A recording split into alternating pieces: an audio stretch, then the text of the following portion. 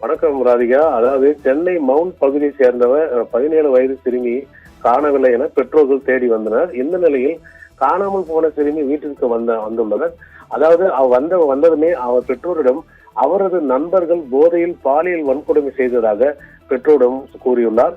இதையடுத்து பாதிக்கப்பட்ட சிறுமியை மருத்துவமனைக்கு அழைத்து சென்றத பெற்றோர்கள் அங்கு சிகிச்சைக்கு அனுப்பி வைக்கப்பட்ட நிலையில் 17 வயது சிறுமியை பாலியல் வன்கொடுமை செய்த நபர் மீது நடவடிக்கை எடுக்க வேண்டும் என மௌலிவாக்கம் போலீஸ் நிலையத்தில் பெற்றோர்கள் ஒரு புகார் ஒன்று அளித்துள்ளனர்.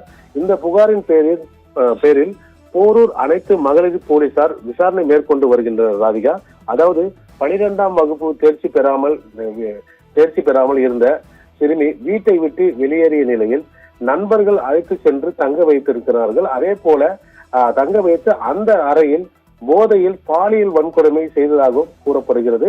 இதனை தொடர்ந்து காவல்துறை வழக்கு பதிவு செய்து அந்த தப்பி சென்ற அந்த நண்பர்களை தேடி வருகிறார்கள். ராதிகா.